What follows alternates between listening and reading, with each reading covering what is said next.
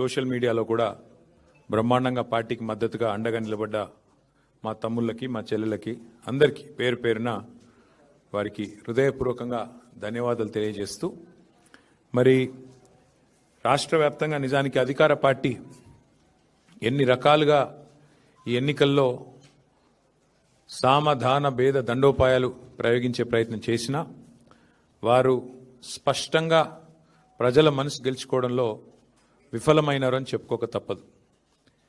మరి సాధారణంగా ఎన్నికలు మీరు ముఖ్యంగా పంచాయతీ ఎన్నికలు కానీ మున్సిపల్ ఎన్నికలు కానీ చూస్తే అధికారంలో ఉన్న పార్టీకి ముఖ్యంగా ఇంకో 2-3 ఏళ్ళు ఉండే అవకాశం ఉన్నప్పుడు, అధికారంలో కొనసాగే అవకాశం ఉన్నప్పుడు మరి ఇది అధికార మార్పిడి కోసం జరిగేది కాదు కదా అనే ఆలోచన ఈ మధ్యన దేశవ్యాప్తంగా ప్రజల్లో కనబడతా ఉన్నది. కానీ దానికి భిన్నంగా తెలంగాణలో మీరు చూసినట్టయితే మొన్న పంచాయతీ ఎన్నికల్లో 2 ఏళ్లు తిరగకముందే కాంగ్రెస్ పార్టీకి ప్రజలు బుద్ధి చెప్తూ దాదాపు 40% గ్రామ పంచాయతీలు బీఆర్ఎస్ పార్టీ కట్టబెట్టారు. పోనీ ముఖ్యమంత్రి గారి లెక్క ప్రకారం తీసుకున్నా, ఆయన బయటకు వచ్చి కూర్చొని ప్రెస్ల మీద చెప్పిన లెక్క ప్రకారం చూసుకున్నా ఆయన సహజంగానే మా తక్కువ చేసి చెప్తాడు కాబట్టి 32% అక్కడ ముఖ్యమంత్రి గారి లెక్క ప్రకారం కూడా మాకు సర్పంచ్ల్లో ప్రజలు గెలిపించారు. 4000 పైచిలకు గ్రామాల్లో మా సర్పంచులు గెలిచారు. అట్లాగే ఈరోజు మున్సిపల్ ఫలితాలు చూస్తే కూడా డెఫినెట్గా గతంలో ఎవరెవరైతే ఏదేదో మాట్లాడినారో వారందరూ నోర్లు మూతలు పడే విధంగా ఇవాళ మరి మెరుగైన ఫలితాలే సాధించాము. ఓవరాల్గా చూసుకున్నట్టయితే నాకున్న ఇన్ఫర్మేషన్ మేరకు 2580 చిల్లర వార్డులలో పోటీ అయింది. మొత్తం 117 మున్సిపాలిటీలు కార్పొరేషన్ కలిపి 2580+ వార్డ్స్లో మరి ఎన్నిక జరిగితే బీఆర్ఎస్ నాకున్న ఈ నిమిషానికి ఉన్న రిపోర్ట్ ప్రకారం దాదాపు 730 దాకా మాకు ఇప్పటికే ఫలితాలు వచ్చినాయి. ఇంకొక 10-15 పెరిగితే పెరగవచ్చు. ఓవరాల్గా 740-750 దాకా వస్తాయి వార్డులు అనేది మా అంచనా. అంటే దాదాపుగా మీరు చూసుకున్నట్టయితే ఒక 30% పైగానే ఇక్కడ కూడా ఫలితాలు వచ్చినాయి. దానికంటే కూడా ముఖ్యంగా చాలా వీరోచితమైన పోరాటం. నిజంగా చెప్పాలంటే కొన్ని చోట్ల ఇవాళ అధికార పార్టీ తట్టుకోలేక ఇవాళ గద్వాలలో ఒక వార్డులో 4 సార్లు రీకౌంటింగ్ చేయించారు. అంటే కాంగ్రెస్ గెలిచేదాకా రీకౌంటింగ్ చేసి ఆఖరికి ఒక ఓటుతో గెలిచిందని చెప్పి అధికారులను అడ్డం పెట్టుకొని గద్వాలలో ఒక వార్డు నెగ్గే ప్రయత్నం చేసినారు. వర్ధనపేటలో ఈ నిమిషానికి మనం ఇక్కడ మాట్లాడుతున్నాం, అక్కడ ధర్నా నడుస్తోంది. మా కౌన్సిలర్లను ఎత్తుకొని పోయి గెలిచిన కాడ రీకౌంటింగ్ 4 సార్లు చేసి అక్కడ కూడా ఇదే ప్రయత్నం.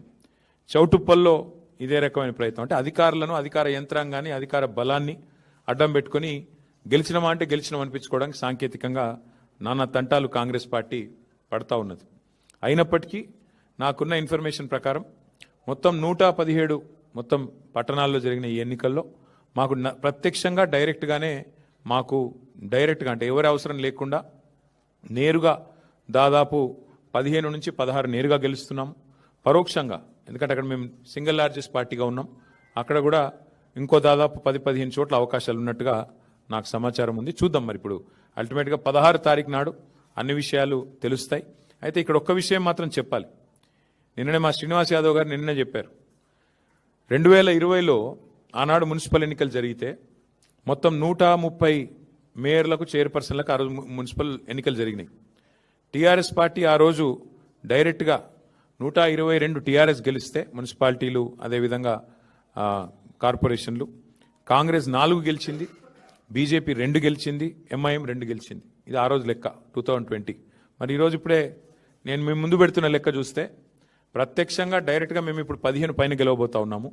దాంతోపాటు పరోక్షంగా అంటే మేము సింగిల్ లార్జెస్ట్ పార్టీగా ఉన్న కాడ మరి దాదాపు మరో 10-15 చోట్ల మాకు చాయిస్ ఉంది, అవకాశం ఉంది. కాబట్టి ఓవరాల్గా చూసుకుంటే 117లో డెఫినెట్గా మంచి ఫలితాలు వచ్చినట్టుగానే మేము భావిస్తూ ఉన్నాం. అయితే సరే ఇక డబ్బు, మద్యము, అధికార యంత్రాంగ దుర్వినియోగము ఇవన్నీ కూడా తారాస్థాయికి చేరినాయి. చూస్తూ ఉన్నారు, మీరు కూడా చూస్తున్నారు. ఇప్పుడు మీరు కూడా టీవీలలో మీరు కూడా స్క్రోలింగ్లు ఇచ్చారు, మీరు కూడా వీడియోలు ఇచ్చారు. చాలా చోట్ల మరి పెద్ద ఎత్తున విస్తృతంగా అధికార దుర్వినియోగం కూడా జరిగింది. అయినప్పటికీ ఓటర్లు మాత్రం భయపడకుండా బయటకు వచ్చి ఓటేసినందుకు వారికి కూడా మేము ధన్యవాదాలు చెప్తా ఉన్నాం. సరే, అక్రమాల ద్వారా ఇక మొదలు పెట్టినారు ఆల్రెడీ. బేరాలు, బేరసారాలు, ఎత్తుకుపోవడాలు, పోలీసులను పంపించి బెదిరించడాలు ఇవన్నీ మొదలైనవి ఆల్రెడీ రాష్ట్ర వ్యాప్తంగా. ఎట్లా గెలిచిన దాన్ని మా దగ్గర గెలిచిన దాన్ని కూడా లాక్కునే ప్రయత్నం కూడా చేస్తూ ఉన్నారు. అయినా కూడా పర్వాలేదు, కొట్లాడతాం. అయితే మాకు సంతోషకరమైన విషయం ఏమంటే సింగరేణిలో జరుగుతున్న బొగ్గు కుంభకోణం ఏదైతే ముఖ్యమంత్రి గారి బావమరిది కీలక పాత్రధారిగా, ముఖ్యమంత్రి బావమరిది కింగ్ పిన్గా సింగరేణిలో ఏదైతే 6,000 కోట్ల కుంభకోణాలు చేసినారని మేము బయట పెట్టినామో, దాని తర్వాత మాతో పాటు CPI communist party of India కలిసి వచ్చి మాకు చెన్నూరు నియోజకవర్గంలో క్యాతన్పల్లి మున్సిపాలిటీలో మాతో పాటు కలిసి ప్రచారంలో పాల్గొనడమే కాకుండా సీతారాములు గారు ఈరోజు ఆ మున్సిపాలిటీ కూడా మేము గెలుచుకున్నాం. అంటే సింగరేణి ప్రాంతంలో సింగరేణిలో జరుగుతున్న దోపిడీ ఏదైతే ఉన్నదో, ఈ దోపిడీలో ముఖ్యంగా కాంగ్రెస్ బీజేపీ కలిసి పనిచేస్తూ ఉన్నాయి కాబట్టి వారిని నిరోధించడానికి సిపిఐ కలిసి వస్తే వారిని కూడా కలుపుకున్నాం. ఇక్కడికి వచ్చే ముందు మిత్రులు కొత్తగూడెం శాసనసభ్యులు రాష్ట్ర సిపిఐ సెక్రటరీ సాంబశివరావు గారితో కూడా నేను మాట్లాడాను. కొత్తగూడెంలో కూడా ఈరోజు హంగ్ వచ్చింది. అక్కడ కూడా సిపిఐకి 25 ఏదో వచ్చినట్టున్నాయి, మాకు 9వ 10వ వచ్చినట్టున్నాయి. కాబట్టి నేను వారికైతే ఓపెన్ ఆఫర్ ఇచ్చినాను. సింగరేణిలో జరుగుతున్న కుంభకోణాలు, సింగరేణిలో జరుగుతున్న దుర్మార్గాలు, అరాచకాలకు అడ్డుకట్ట వేయాలి అంటే డెఫినెట్గా మేము మీతో కలిసి వస్తాము. కాంగ్రెస్ బీజేపీని అడ్డుకోవాల్సిన అవసరం ఉంది.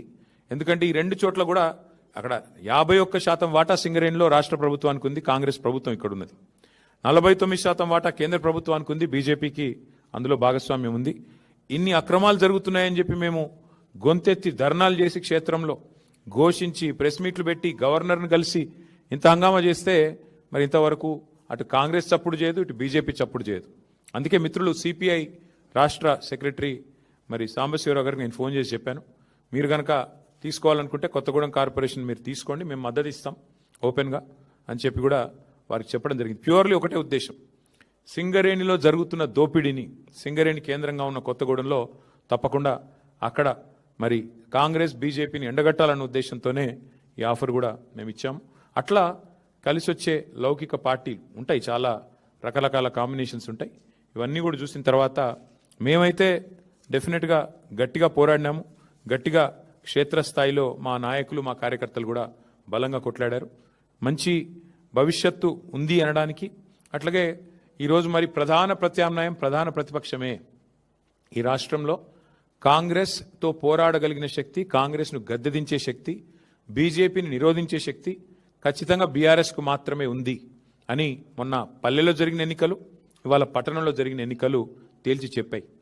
పల్లెల్లో 4,000 పైచిలకు సర్పంచులు గెలిపించారు ప్రజలు. మరి అట్లాగే పట్టణంలో కూడా ఈరోజు చూస్తే దాదాపు 730-740 వార్డులు గెలిచి అక్కడ ఇక్కడ రెండు చోట్ల కూడా ప్రధాన ప్రతిపక్షం కేవలం బీఆర్ఎస్ మాత్రమే, పోరాడే సత్తా ఉన్న పార్టీ బీఆర్ఎస్ మాత్రమే. రెండు పార్టీలు, ఒకటి ఢిల్లీలో అధికారంలో ఉంది, ఇంకోటి రెండోది రాష్ట్రంలో అధికారంలో ఉంది. కానీ ఈ రెండు పార్టీలు ఉన్నప్పటికీ, ఎన్ని రకాల కుయుక్తులు పనినప్పటికీ బీఆర్ఎస్ఏ కేసీఆర్ గారి నాయకత్వమే ఈ రాష్ట్రానికి శ్రీరామ రక్ష అని చెప్పి మళ్ళీ ఒకసారి అటు పల్లెల్లో ఇటు పట్టణంలో ప్రజలు తేల్చినట్టయింది. మరి ఇదే ఉత్సాహంతో రేపు హైదరాబాద్ కార్పొరేషన్ కానీ, మిగతా కార్పొరేషన్ వరంగల్, ఖమ్మం కానీ, అట్లాగే జిల్లా పరిషత్ ఎన్నికలు పెడితే వాటిలో కానీ ఇదే ఉత్సాహంతో ముందుకు పోతాం.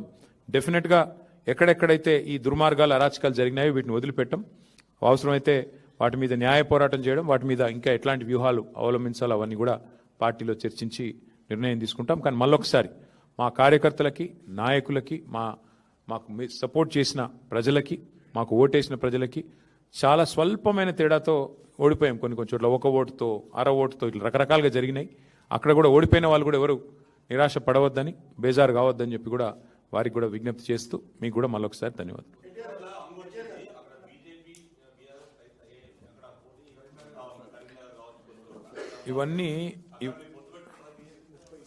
ఇవన్నీ బ్రదర్, ఇవన్నీ ఒక దగ్గర లేట్ల పరిస్థితి దాదాపు 30 చోట్ల ఉంది. కావాలంటే లిస్ట్ చదవమంటే చదువుతాయి. నాగర్ ఉంది ఎక్కడెక్కడ హంగు ఉన్నది అనే దానికి ఇగో చదువుతా నేను.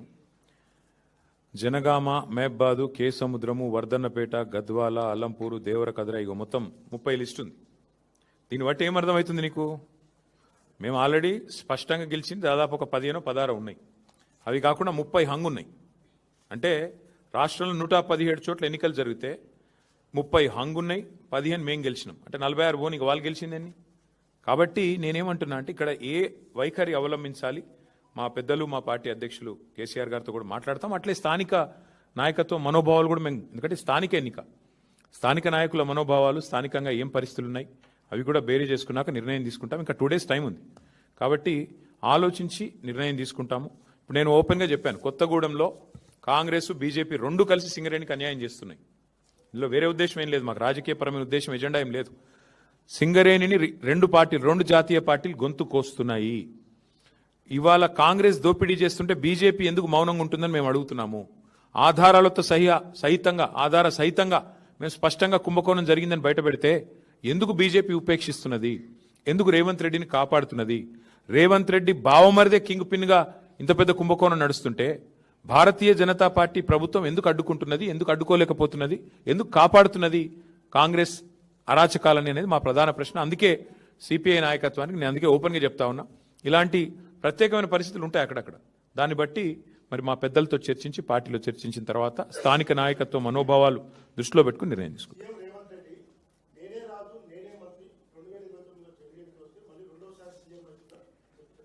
సరే అనేది చాలా మంది అట్లా అనుకున్న వాళ్ళు ఇదివరకు చూడలేదా?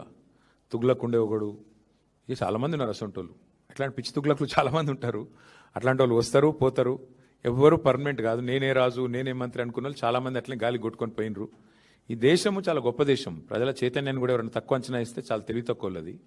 ఈ దేశంలో ఇందిరాగాంధీ గారు ఓడిపోయినారు, ఎన్టీ రామారావు గారు ఓడిపోయారు, కేసీఆర్ లాంటి తెలంగాణ తెచ్చిన నాయకుడు కూడా మన కామారెడ్డిలో దురదృష్టవశాత్తు ఓటమి పాలయ్యారు. సరే రేవంత్ రెడ్డి గారు అక్కడ థర్డ్ వచ్చారు, అది వేరే విషయం అనుకో. కానీ పాయింట్ ఏంటంటే ఈ దేశంలో అట్లా రేవంత్ రెడ్డి లాగా విర్రవీగిన వాళ్ళు, నేనే రాజు నేనే మంత్రి అన్న వాళ్ళు చాలామంది వచ్చారు, చాలామంది పోయారు. కానీ దేశం అట్లే ఉంది, ప్రజల చైతన్యం అట్లే ఉంది. చైతన్యాన్ని తక్కువ అంచనా వేసిన వాళ్ళు ఎవరైనా కూడా గాలికి పోతారు భవిష్యత్తులో. పార్టీ మారిన ఎమ్మెల్యేల విషయంలో మేము మొదటి నుంచి ఒకటే చెప్తున్నాం. రేవంత్ రెడ్డి గారు మళ్ళీ నాకు తెలిసి ఇవాళ వచ్చి మేము గెలిచినాము, మాకు తిరుగులేదు వెరుగులేదు, నేనే రాజు నేనే మంత్రి అని మళ్ళీ పోజులు కొడతాడు. నేను రేవంత్ రెడ్డిని ఒకటే అడుగుతున్నా, మీరు కూడా అడగండి, ఇలా ప్రెస్ మీట్ పెడతారు కదా, అడగండి. నిజంగా నీ గవర్నమెంట్ మీద నీకు అంత నమ్మకం ఉంటే ఆ 10 మందితో రాజీనామా చెప్పించి ఎలక్షన్కు చూద్దాంపా. ఎందుకంటే ఇవి స్థానిక ఎన్నికలు. ఆ స్థానికంగా మోరీ బాగుందా, ఆడ నీళ్ళు వస్తున్నాయా లేవా, ఆడ అభ్యర్థి ఓడిపోయిందా గెలిచిండా, వీటన్నిటి మీకెళ్ళి నడుస్తుంది. ప్లస్ ప్రభుత్వం ఎన్నిటి మీకెళ్ళి నడుస్తుంది. నీకు తెలుసు నాకు తెలుసు. ఇప్పుడు బాన్స్వాడ్ ఉంది ఫర్ ఎగ్జాంపుల్ చెప్తున్నాను. నేను పోయి మొన్న ఆడ సవాల్ చేసిన పోచారం గారిని, రండి రాజీనామా చేసి రండి, భయం ఎందుకు? నిజంగానే బాన్స్వాడ మున్సిపాలిటీ గెలిచిన అంటది కదా కాంగ్రెస్, రా మరి గోదాలోకి రా, బాన్స్వాడలో రాజీనామా చేయి. ఒక పోచారం గారే కాదు, 10 మంది ఎమ్మెల్యేలు ఎవరైతే ఇవాళ కాంగ్రెస్ వాళ్ళు వాళ్ళ పార్టీలో చేర్చుకున్నారో, సరే స్పీకర్ గారు చేర్చుకోలేదని చెప్పి ఏదో సాంకేతికంగా చెప్తుండు, కానీ మీకు తెలుసు మాకు తెలుసు ప్రజలకు తెలుసు. అక్కడ ఎన్నికలకు రండి, రాజీనామా చేయండి, ఎన్నికలకు రండి, ప్రజలు చెప్తారు. 10 చోట్ల ఉప ఎన్నికలు వస్తే డెఫినెట్గా అదొక ఇండికేటర్ అవుతుంది. ఇక అక్కడక్కడ జరిగిండొచ్చు, అక్కడ లోకల్ కండిషన్స్ ఏందో నాకు తెలియదు, బట్ అక్కడక్కడ జరిగిండొచ్చు.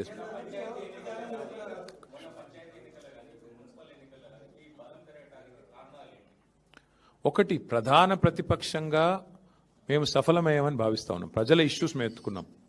6 గ్యారంటీల అమలు వైఫల్యం, 420 హామీల అమలు వైఫల్యం, బలహీన వర్గాలకు ఈ ప్రభుత్వం చేసిన మోసాన్ని ఎండగట్టడంలో, మైనారిటీలకు ఈ ప్రభుత్వం చేస్తున్న అన్యాయాన్ని ఎండగట్టడంలో, దళిత గిరిజనులకు ఈ ప్రభుత్వం ఇచ్చిన హామీలు ఎగ్గొట్టిన విషయంలో కానీ, మహిళల విషయంలో కానీ, యువకుల విషయంలో కానీ, ప్రతి విషయంలో అందరికంటే యాక్టివ్గా అగ్రెసివ్గా ముంగటున్నది బీఆర్ఎస్ పార్టీ, కేసీఆర్ గారి నాయకత్వం. కాబట్టి సహజంగానే మా కోసం కొట్లాడుతున్న వాళ్ళు అనే భావన ఉన్నప్పుడు ప్రజలు కూడా మాకే మద్దతు ఇస్తారు. ఇంకోటి, ఇప్పుడు 2 ఏళ్లకే ఇట్లుందంటే, ఇప్పుడే నేను మీకు చెప్పిన బ్రదర్, మళ్ళొకసారి చెప్తా ఉన్నా, 2020లో అంటే సరిగ్గా అప్పుడు మాకు కూడా ఎలక్షన్కి ఇంకా 3 ఏళ్ళు దూరం ఉండే. ఆ రోజు 130 మున్సిపాలిటీలో ఎలక్షన్ అయితే మేము 122 గెలిచినాం. కాంగ్రెస్ కేవలం 4, సింగిల్ డిజిట్ దాటలే. ఇక బీజేపీ 2, ఎంఐఎం 2. ఈరోజు మేము యాజ్ ఇట్ ఈజ్ 117లో ఎన్నిక జరిగితే మేము 116లో ఎన్నిక జరిగితే మేము డైరెక్ట్గా గెలిచింది 15, 30 హంగు ఉన్నాయి. దీన్ని బట్టి అర్థం చేసుకోవచ్చు మీరు ప్రజల ఆగ్రహం కానీ, ప్రజల అభిప్రాయం కానీ. జనరల్గా సర్వసాధారణంగా ఇప్పుడు మేము 32 జిల్లా పరిషత్లు 32 గెలిచామా ఆ రోజు? కార్పొరేషన్లు అన్నీ గెలిచినాం 10కి 10. మున్సిపాలిటీలో 130 అంటే 122 గెలిచినాం. కాబట్టి ఇట్లాంటి పరిస్థితులు ఆ రోజు ఉండే. కానీ ఈరోజు ప్రజల్లో మార్పు, ప్రజల్లో ఎంత వ్యతిరేకత ఉంది ఈ ప్రభుత్వం మీద అన్నది ఆల్రెడీ బయటపడుతుంది. అందులో మళ్ళీ ఇన్ని అక్రమాలు, ఎత్తుకపోవుడు గుంజుకపోవుడు మళ్ళా చేసిందే చేసి మళ్ళీ కాంగ్రెస్ గెలిచేదాకా కౌంటింగ్ చేయించుడు మా వాళ్ళని ఇప్పుడు ఈ నిమిషానికి మా ఆరూరు రమేష్ ధర్నా చేస్తున్నారు అక్కడ పోలీస్ స్టేషన్ ముంగట ఎన్నో జరుగుతూ ఉన్నాయి గద్వాల్లో మా వాళ్ళు ధర్నా చేస్తూ ఉన్నారు కాబట్టి ఇన్ని జరిగినా కూడా ఇట్లా ఉంది పర్ఫార్మెన్స్ అంటే దీన్ని బట్టి మనం మా శ్రీనివాస్ యాదవ్ గారు నిర్ణయం చెప్పిండు అందుకే అధికార పార్టీ 80-90% గెలిస్తేనే గెలిచినట్టు లేకపోతే అదేం గెలిపాయని నిర్ణయం చెప్పిండు నేను కూడా మళ్ళీ అదే ఉటంకిస్తున్నా